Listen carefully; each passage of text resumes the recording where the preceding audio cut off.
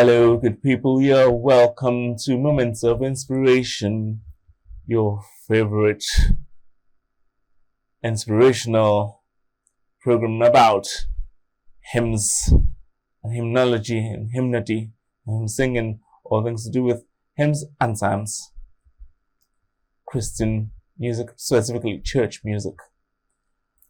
Today, on our selection, our playlist, we have Thou Art the Way. We also have the very popular, very beautiful hymn in celebration of all saints, for all the saints who from their labors rest. We are celebrating Saints Philip's and James' Day today. And I shall give a brief background or history to Thou Art the Way. Thou art the way. I am the way, the truth, and the life. No man cometh unto the Father but by me. Jesus in John 14:6. A hymn that is based on the statement by Jesus is Thou art the way. The text was written by George Washington Doane, who was born at Trenton, New Jersey on May 27, 1799. And educated at Union College, Schenectady, New York, from which he graduated in 1818, and at General Theological Seminary in New York City, New York State, becoming a minister with the Episcopal Church in 1821. He served at Trinity Church in New York City until 1824, when he was appointed professor of ballet at Trinity College in Hartford, Connecticut. Many of his hymns, including this one, were first published in his 1824 work, Songs by the Way, chiefly devotional with translations and imitations. Other hymns of Doane's that have appeared in our books are Fling Out the Banner and Softly Now the Light of Day.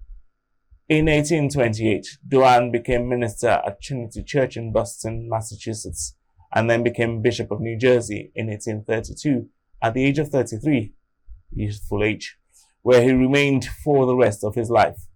2 years later, in 1834, he published an American edition of the Christian Year by English hymn writer John Keble, 1792 to 1866. One of the foremost promoters of the Episcopalian missionary movement and the establishment of church-related schools, he was instrumental in founding St. Mary's Hall, a girls' school at Burlington, New Jersey in 1837, and Burlington College in 1846. Doane died at Burlington on April 27, 1859. His son, William C. Doane, became Bishop of Albany, New York, and was also a hymn writer, best known for the song Ancient of Days.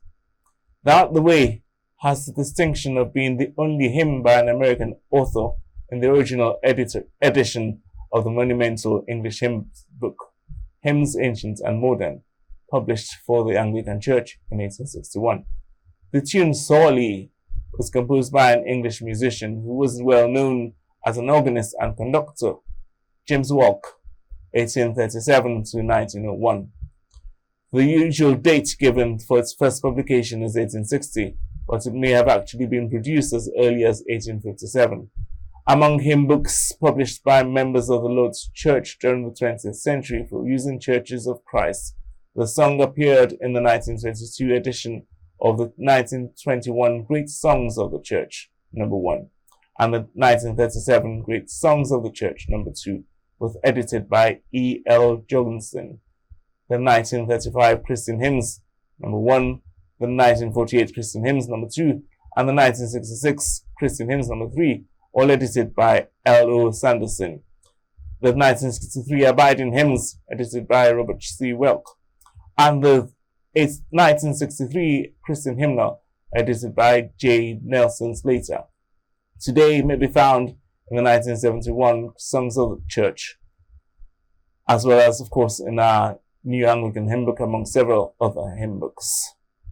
This hymn presents Jesus as the Word, with three functions in relation to man. From stanza 1, we see that Jesus is the way. Thou art the way. To thee alone from sin and death we flee. And he who would the Father seek must seek him, Lord, by thee. The reason that we need a way is that we must flee from sin and death, according to Romans 3:23 and 6:23. In order to escape sin and death, we must seek the Father, according to Acts 17:27.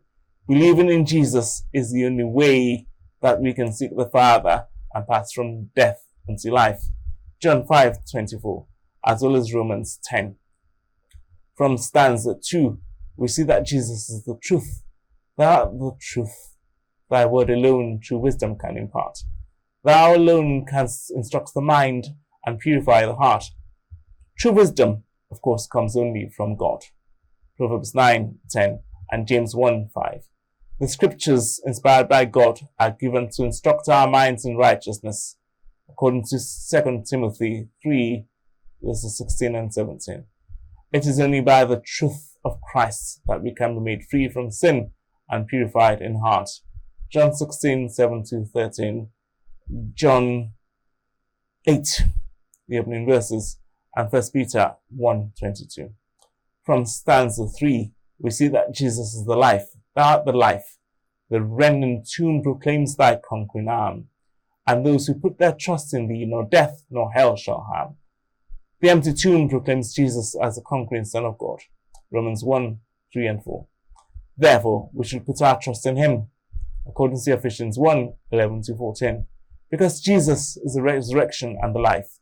Only those who believe in him can have eternal life, where neither death nor hell can harm them. John 11:25-26.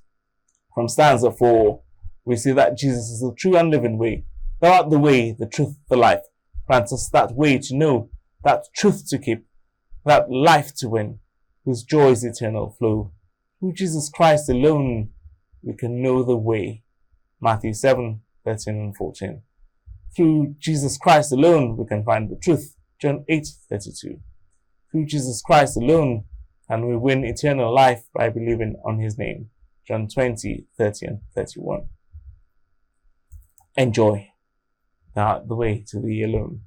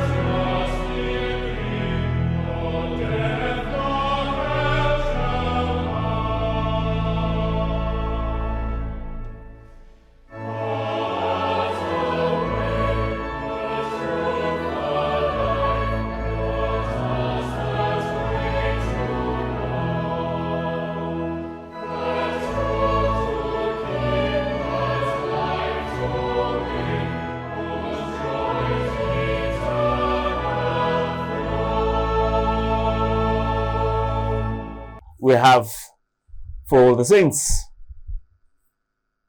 another tune, sung to another tune by Ralph and Williams, and Give Me the Wings of Faith to Rise, in celebration of this Saints' Day, among several Saints' Days, this feast of Saints James and Saint Philip, and of course, on a wider note, all the church triumphants, the saints above, celebrated by the saints militants, those of us still on the side of the veil.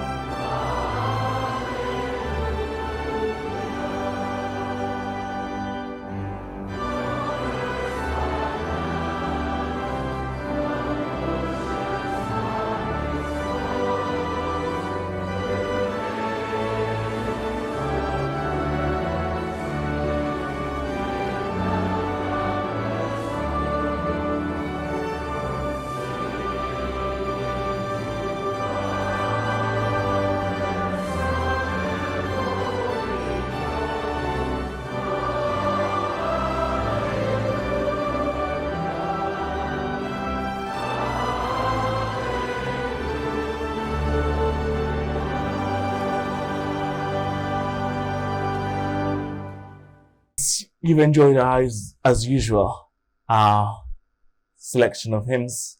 Looking forward again to the next time. Let me remind you on Moments of Inspiration, your favorite program about hymns and hymnody and psalms and church music. Have a great week.